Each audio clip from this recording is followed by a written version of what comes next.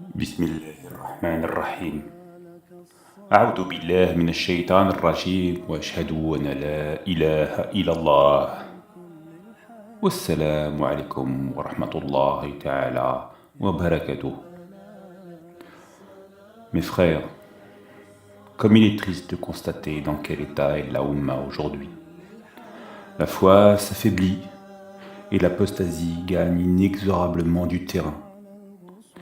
Les jeunes ne pratiquent pas. Ils boivent de l'alcool et ils consomment des contenus pornographiques.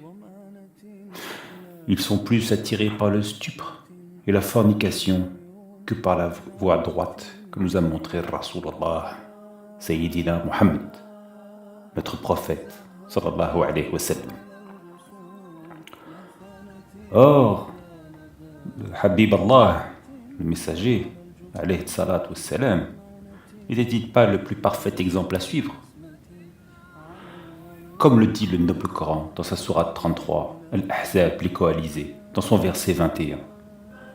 En effet, vous avez dans le messager d'Allah un excellent modèle à suivre, pour quiconque espère en Allah et au jour dernier, et invoque Allah fréquemment.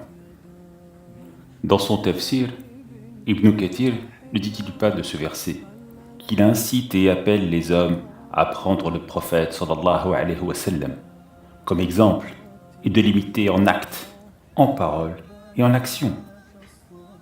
N'est-ce pas le devoir d'un musulman de lui obéir et de l'imiter le plus possible? Cela a été également dit, Surat al-Ahzab, les murailles, la sourate 7, au verset 157. Il leur ordonne le convenable, leur défend le blâmable, leur rend licite les bonnes choses, leur interdit les mauvaises. Toujours Fil Ahzab, à son verset 6, il est dit: le prophète a plus de droits sur les croyants qu'ils n'en ont sur eux-mêmes. Pensez, mes frères, aux droits que notre prophète sallallahu alayhi wa sallam a sur nous et le parfait exemple qu'il est pour chacun d'entre nous. Il ne s'est jamais livré à la fornication, ni à l'adultère, et bien qu'il fût dans ses relations conjugales, le plus puissant de tous les hommes qui ont existé. C'est ce que nous a raconté Anas ibn Malik dans le Sahih d'Al-Bukhari. Il disait: le prophète, sallallahu alayhi wa sallam, rendait visite à ses épouses en une tournée, de jour comme de nuit, et elles étaient au nombre de 11. Nous avions l'habitude de dire que le prophète, sallallahu alayhi wa sallam, a reçu la force de 30 hommes. Al-Bukhari le dit également dans son Sahih, au numéro 5068 et 5215. 30 hommes. La force de 30 hommes, mes frères. Qui pourrait rivaliser? Et pourtant, il était l'homme le plus maître de ses désirs que la terre ait porté. On observe trop de musulmans aujourd'hui, poursuivant et harcelant toute femme attirante qu'ils croisent dans la rue, et de la plus vulgaire des façons, tandis que le messager d'Allah, sallallahu alayhi wa sallam, Habib Allah, se détournait d'elle et se précipitait en courant retrouver son épouse pour soulager ses ardeurs, comme nous le rapporte dans son Sahih Muslim ibn Hajjaj au numéro 3407. Jabir a également rapporté que le messager d'Allah, à la vue d'une femme, il s'en est retourné vers sa femme, Zaynab, alors qu'elle tannait un cuir et eut des relations sexuelles avec elle. Et même lorsqu'il surprit par hasard chez son fils adoptif Zayd, la femme de ce dernier, seule et à moitié dévêtue, il s'est enfui en courant. En courant, lui, l'homme que tout le monde respectait et admirait, il s'enfuit en courant devant la beauté d'une femme dénudée, plutôt que d'y attarder son regard. Imaginez l'humilité et la pudeur de cet homme, Ya Khawati. Tabari nous le rapporte dans ses chroniques à la page 2 de son volume 8. Zaynab s'était habillée à la hâte quand on lui a dit que le messager de Dieu était à la porte. Elle a sauté en toute hâte dans ses vêtements et elle a excité l'admiration du messager d'Allah, qui se détourna en murmurant quelque chose qui ne pouvait guère être compris. Cependant, il a dit ouvertement « Gloire à Dieu le Tout-Puissant, gloire à Dieu qui fait tourner les cœurs ». Apprenant cela, son fils adoptif Zayd alla voir son illustre père, et il lui proposa de répudier sa femme Zaynab pour lui permettre de l'épouser. Il agissait ainsi comme le plus digne des compagnons, car il aurait tout fait pour son prophète, l'aimant plus que tout être au monde, plus que ses propres parents, et même plus que sa propre femme. Bien que Zaynab fût la plus belle femme de Médine, et que sa beauté avait fait tourner son cœur, croyez-vous que le messager d'Allah, sallallahu alayhi wa sallam, accepta ce sacrifice, mes frères? Eh bien non. Il dit ces mots à Zayd. Garde pour toi ton épouse et crains Allah. Mais Allah, subhanahu, qui sonde les cœurs, a révélé ce verset. Quand tu disais à celui qu'Allah avait comblé de bienfaits, tout comme toi-même l'avais comblé, garde pour toi ton épouse et crains Allah. Et-tu caché en ton âme ce qu'Allah allait rendre public? Tu craignais les gens, et c'est Allah qui est plus digne de ta crainte.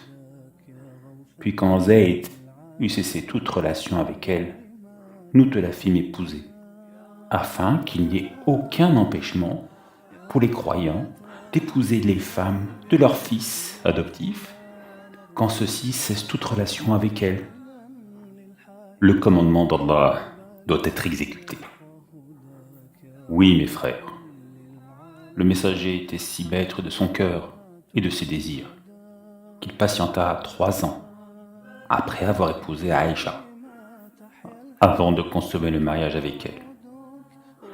Comme nous l'a raconté dans son Sahih Muslim, au numéro 3479, Aïcha a dit « J'avais 6 ans lorsque le prophète sallallahu alayhi wa sallam m'épousa, et 9 ans lorsqu'il eut effectivement des relations conjugales avec moi. » Faites la soustraction, ya khawati. Faites la soustraction, mes frères. 9 moins 6 égale 3. 3 ans de patience. Qui ferait ça aujourd'hui? Et ô combien le prophète était doux et respectueux avec Aïcha, mes frères. Une fois le mariage consommé et qu'elle s'est installée chez lui, il la dispensait des tâches les plus ingrates. Et il veillait à ce que ses amis la visitent et lui tiennent compagnie, constamment, comme nous l'a raconté Al-Bukhari dans son Sahih, au numéro 6130. Aïcha a dit « Je jouais à la poupée chez l'envoyé d'Allah. J'avais des amis qui jouaient avec moi.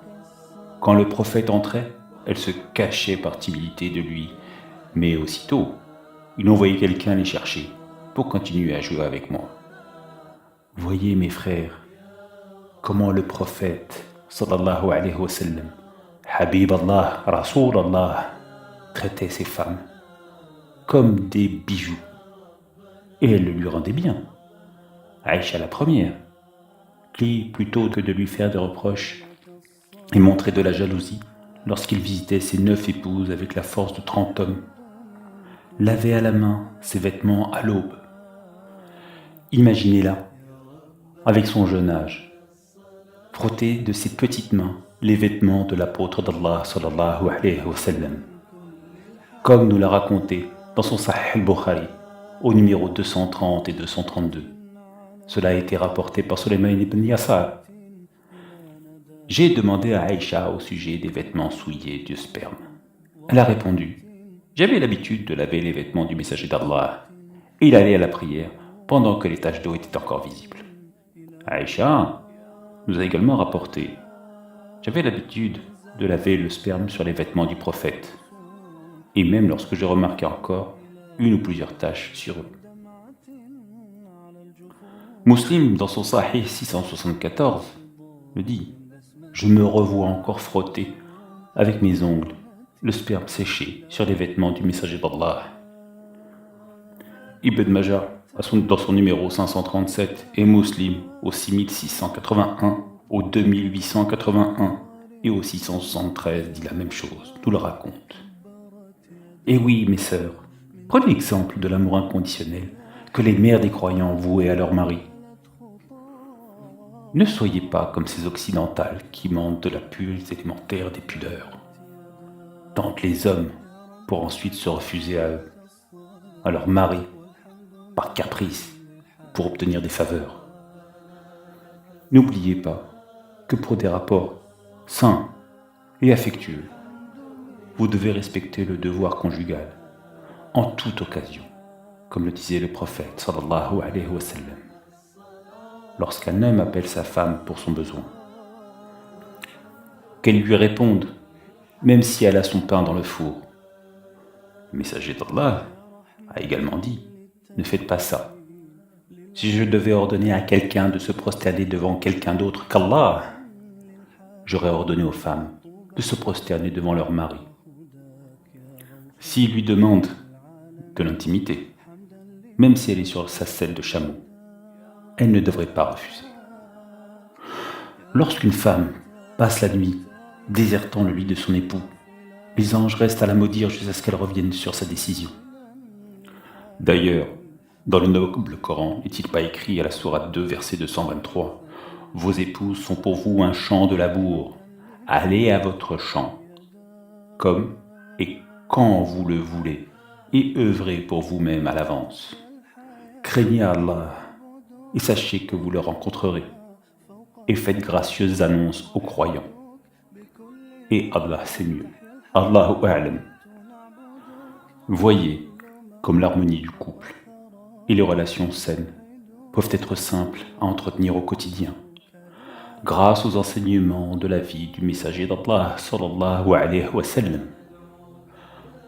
Alors je vous conjure mes frères de ne pas dévier du droit chemin d'Allah subhanahu, de celui du meilleur exemple qu'elle nous a donné le messager d'Allah sallallahu alayhi wa sallam.